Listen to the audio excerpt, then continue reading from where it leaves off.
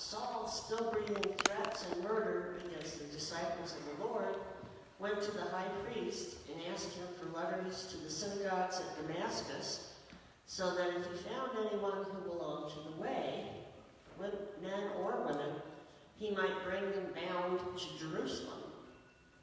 Now, as he was going along and approaching Damascus, suddenly a light from heaven flashed around him. He fell to the ground and heard a voice saying to him, "Saul, Saul, why do you persecute me?" He asked, "Who are you, Lord?" The reply came, "I am Jesus, who you are persecuting. But get up and enter the city, and you will be told what to do." The men who were traveling with him stood speechless because they heard the voice, but saw no one.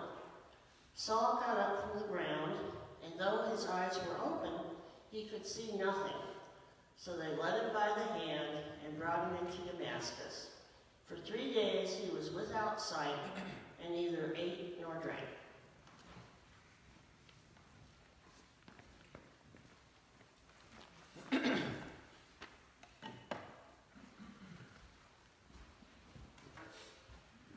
On Friday morning, the top story on the Today Show had a surprising resonance with today's reading from the book of Acts. At least occurred to me that it did.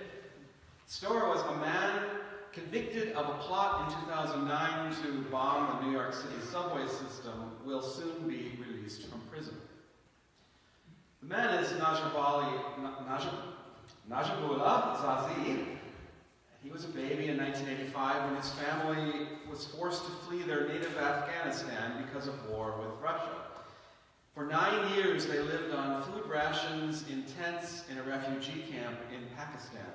And when he was 14, his family was allowed to resettle in New York. In his senior year, he dropped out of school and began working. But by 21, he had his own coffee cart in downtown Manhattan. And then, a friend gave him an audio tape of a cleric that began to radicalize him to the point that he went off to fight with Al-Qaeda to uphold the honor of Islam and liberate his home country of Afghanistan from the U.S., which had ironically opposed the Russian occupation in the 80s when his family was forced to flee. But during his time with Al-Qaeda, he was trained to build bombs and was sent back to the U.S., and he and 2 friends planned a suicide attack on rush hour trains below Grand Central Station. He was living here in Aurora in 2009 when he began buying the chemicals he needed to make detonators. Well, the FBI learned of the plot, arrested him and his 2 friends, and after his arrest, Najibullah switched sides and began to provide years of what the government called extraordinary cooperation. That included insight into terrorist groups and information about his friends and family members. 10 years in prison and a commitment to a life of cooperation led a judge to say he had earned a, quote, unthinkable second chance. Judge Deary lamented that impressionable people had been hijacked and corrupted by the rhetoric of hate. And Najibullah replied, "Your Honor, the uneducated are perfect targets for the unscrupulous." So later in the broadcast, there was another story, unrelated, that Facebook was going to now ban all content related to white nationalism and white separatism from its platforms. Unrelated story. But they're not unrelated. Both stories are about terrorism and about using terrorism to protect what is sacred and under attack. And with stories of one synagogue after one mosque after one black church after another attack, it would seem obvious that white supremacists are terrorists. Obvious to everyone except a few people in the White House who downplay domestic terrorism as a few bad apples, right up there with the good people on both sides apples at the Unite the Right rally in Charlottesville. You know that just weeks before Heather Heyer was killed by one of those fine citizens. Government agencies dedicated to countering far-right extremism were defunded, and resources directed toward an exclusive focus on Islamic terrorism, even though white men on the far right carry out far more terrorist attacks. It struck me, though, that what Judge Deary lamented is equally true in both cases. Impressionable people hijacked and corrupted by the rhetoric of hate, and the uneducated, we well know, are the perfect targets for the unscrupulous. So, the story is that anyone now who searches for the words white nationalism and white separatism and other words they aren't disclosing on Facebook will be directed to the page of a group called Life After Hate, which is one of the only groups in the country whose mission is to help people escape from white supremacy and organized hate groups. A group the government, of course, stopped funding. There was an excellent essay about life after hate and the movement to reform white supremacists in Mother Jones last summer, and I highly recommend you looking for it. In the article, Shane Johnson is one of the formers, which is what people who have formerly been involved in white nationalism call themselves. He was raised in a family that had been KKK for generations in a town in Indiana that once half of the entire population had belonged to the Klan. When he had renounced his past, his family responded by breaking nearly every bone in his body and leaving him for as close to dead as you can alongside the road. This coming after his own Damascus Road conversion story. So he recovered, but still worse, he said, was the isolation he felt from everything he had ever known. Leaving a movement with such social cohesion, he said, is one of the hardest parts of moving on. And according to Shane, most people don't join hate groups because they are hate-filled, but because someone has invited them to belong to a purpose. In that way, then, Shane's family background is an anomaly.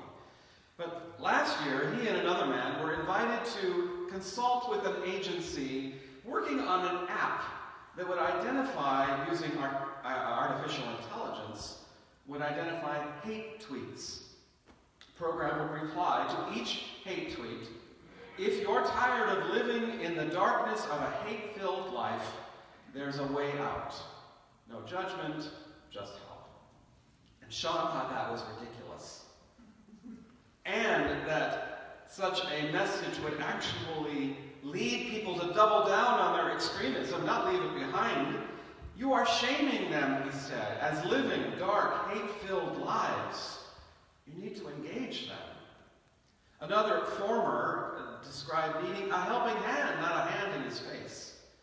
And both argued that denunciation was the wrong tactic, like putting fuel on a fire, driving people who might be thinking about leaving back into the comfort of their existing social bonds, networks. And the essay said, when it comes to changing individuals, denunciation may counteract rather than hasten de-radicalization.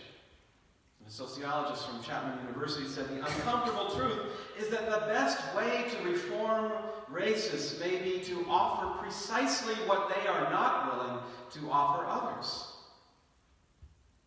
And precisely what many people in this polarized political environment feel they least deserve.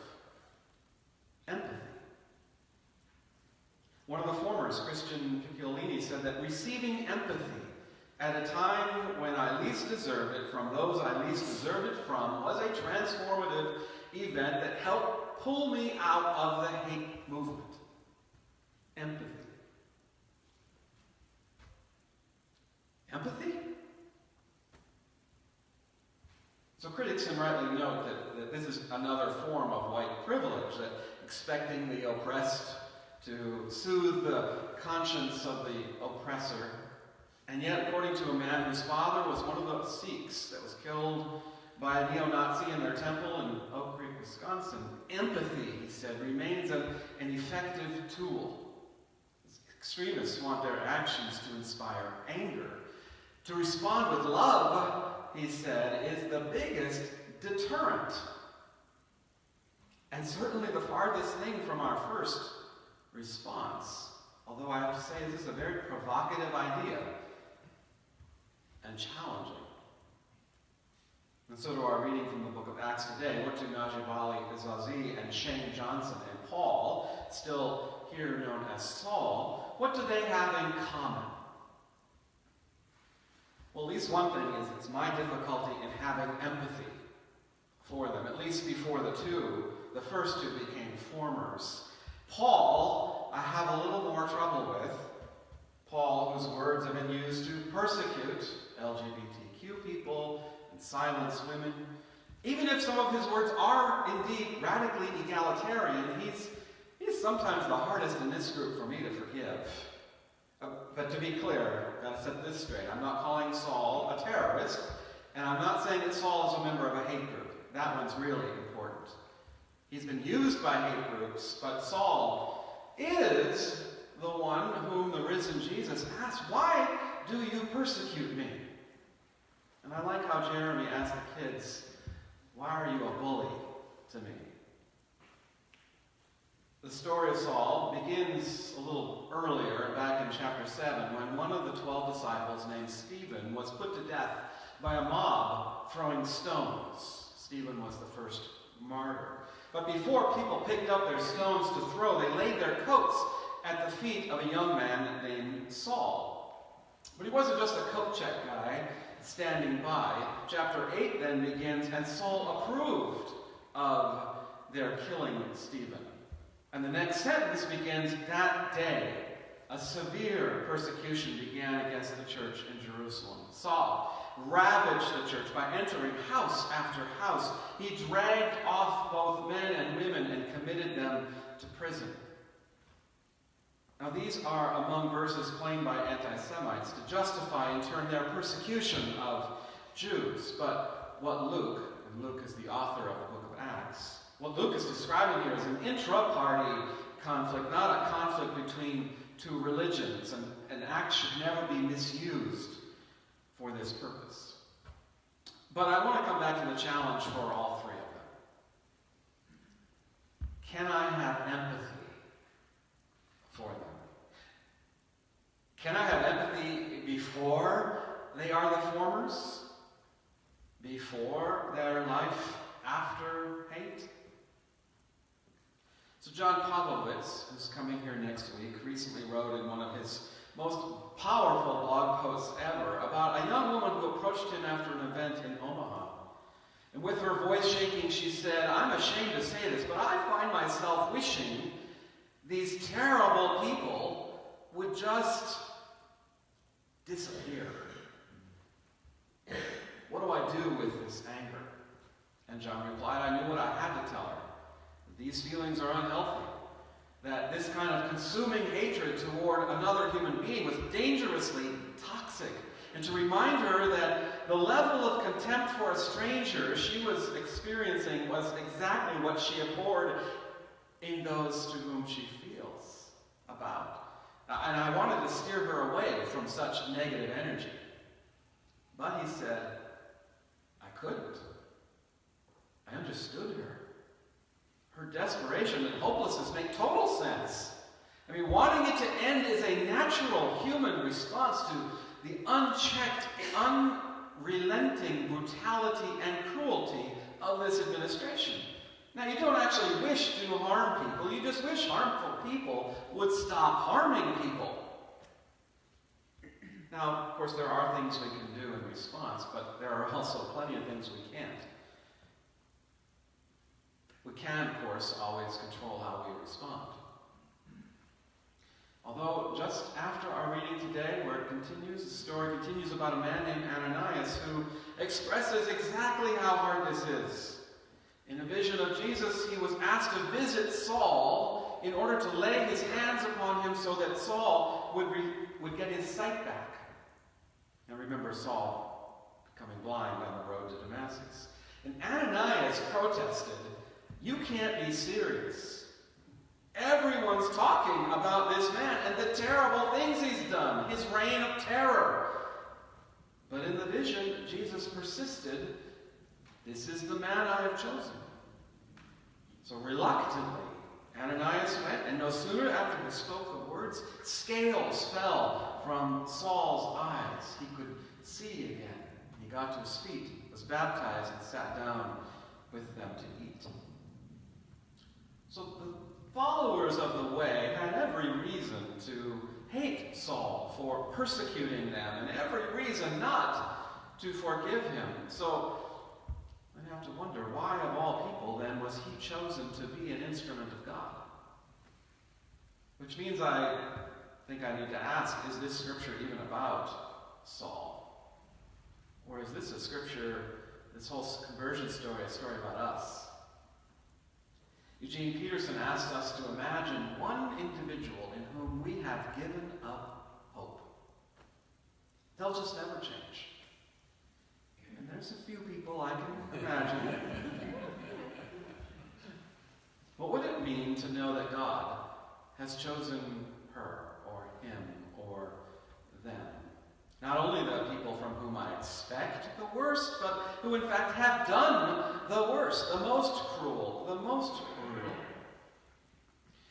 And then to ask, if I cannot have empathy,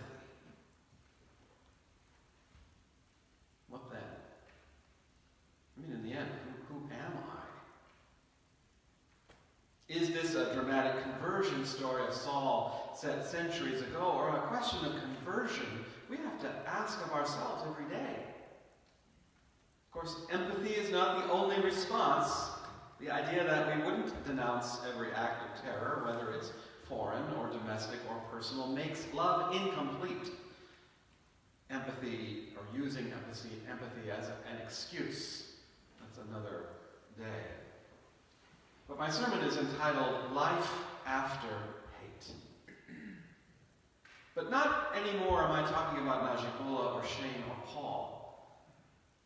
Fill in the blank of the unthinkable.